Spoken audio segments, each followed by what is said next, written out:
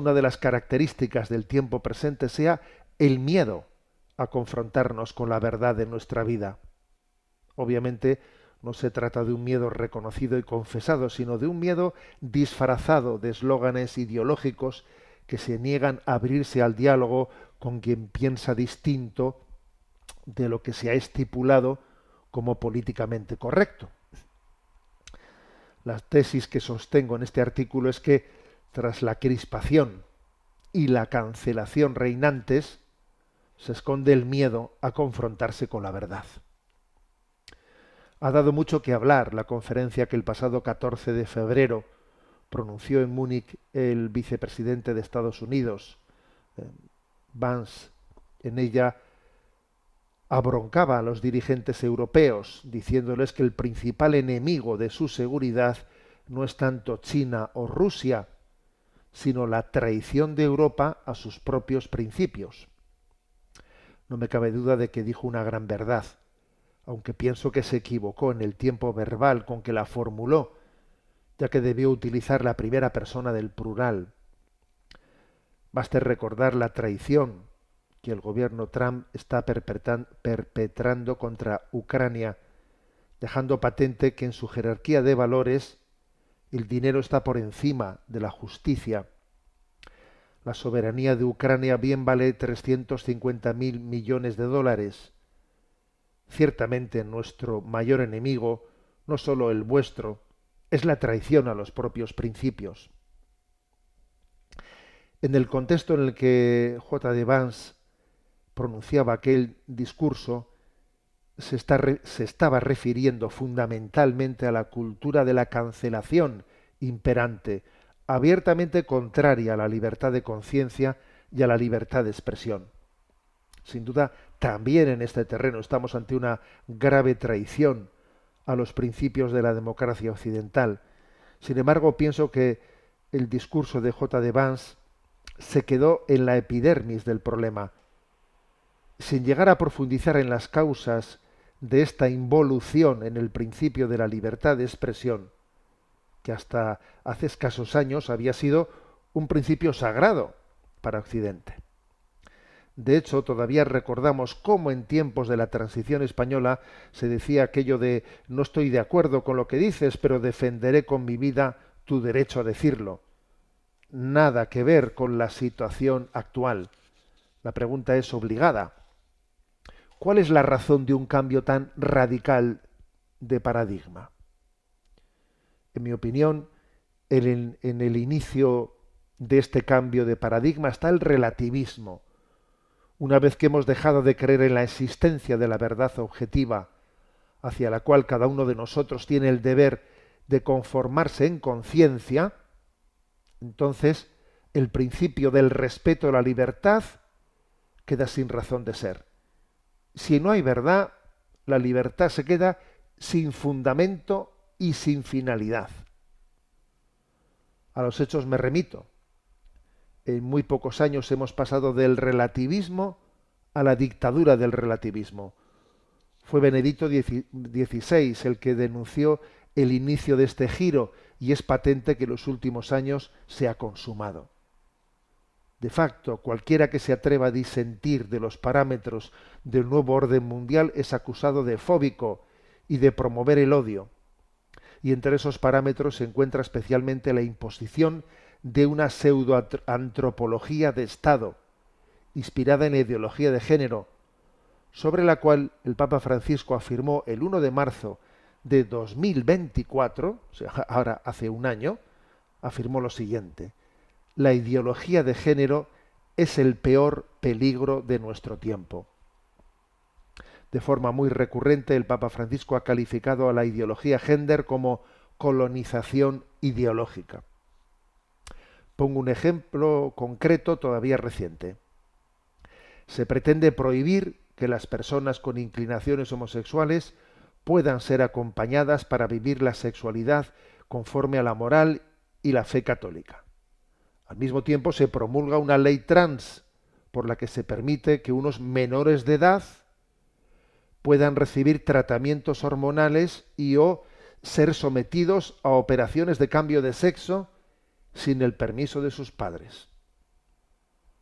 ¿Cabe una contradicción mayor?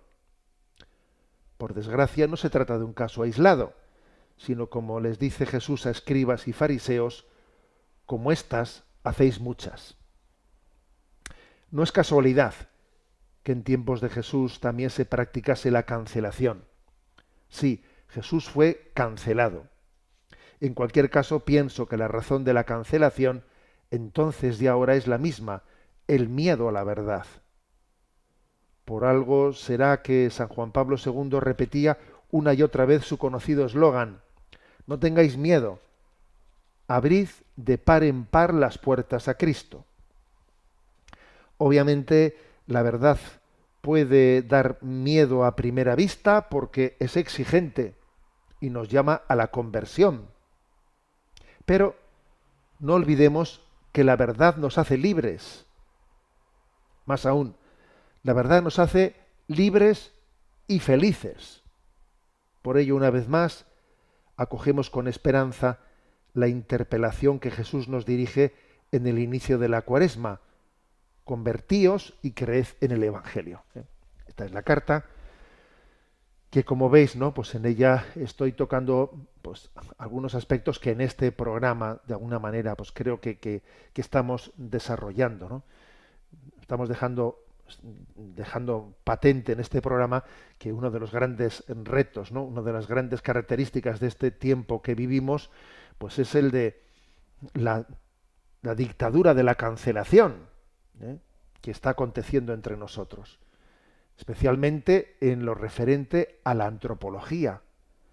El hecho de que se considere pues como si fuese una blasfemia el que alguien muestre su discrepancia con la ideología de género, el que alguien haga una lectura diferente de la homosexualidad, por ejemplo, o de la transexualidad, o de la disforia de género, etcétera, etcétera, una lectura diferente a la que hace la ideología de género.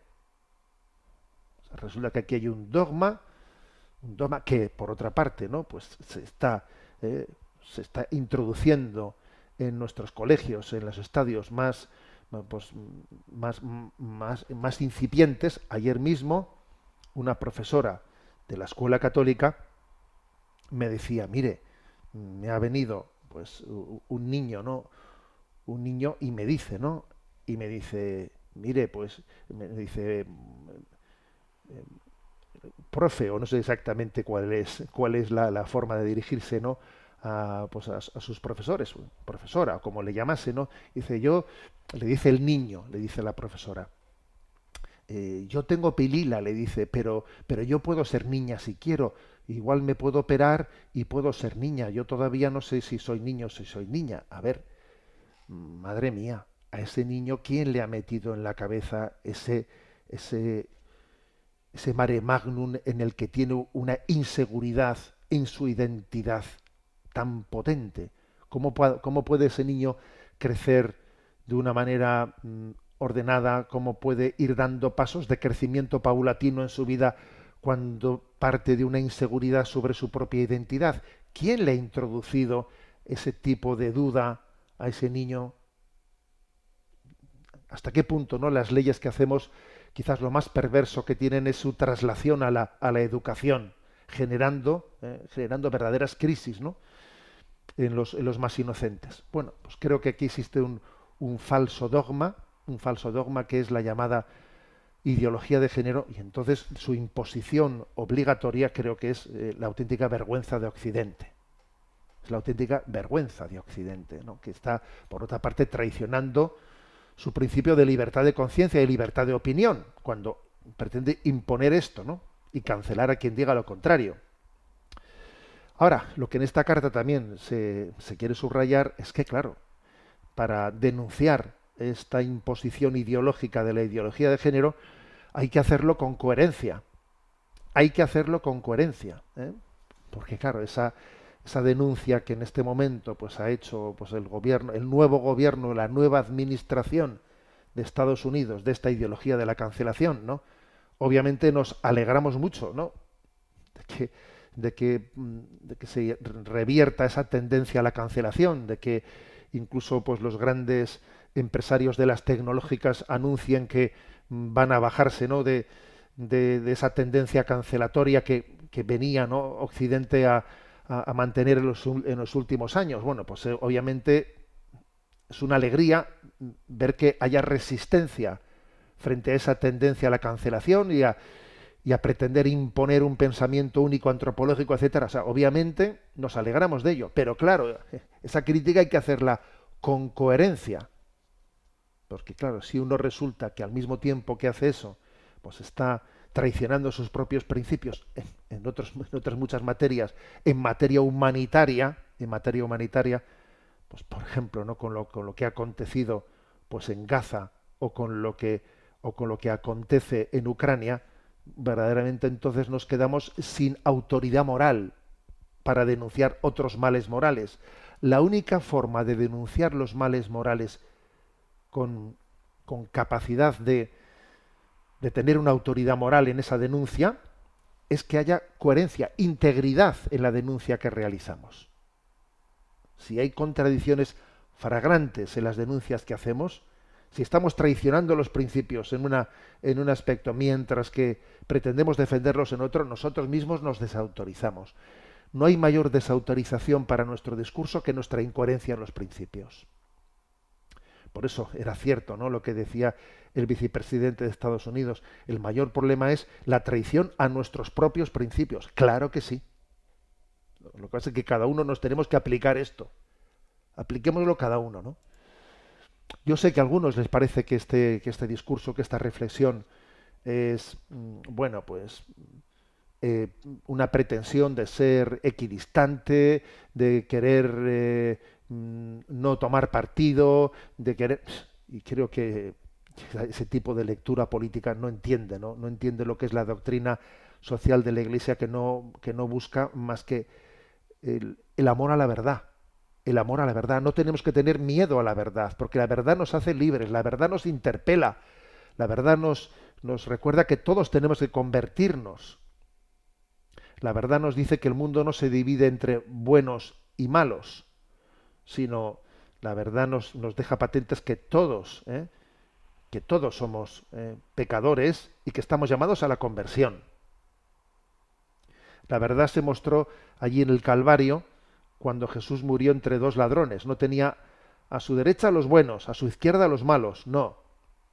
Tenía a su derecha a un ladrón que pedía misericordia y a su izquierda a un ladrón que se encerraba, que se empecinaba en su maldad. El mundo, más que entre buenos y malos, se divide entre pecadores que quieren convertirse y pecadores que se endurecen en su pecado, ¿no? Por eso lo propio de la lectura de la realidad, ¿no?, y del mensaje que dirige la Iglesia Católica es: no tengamos miedo a la verdad. Todos tenemos que ir purificando la visión de la realidad desde una mayor adecuación, ¿no?, al Evangelio de Jesucristo, a la doctrina social católica. Por eso, ¿no?, en este inicio de la Cuaresma escuchamos, ¿no?, con confianza esa llamada: convertíos y creed en el Evangelio.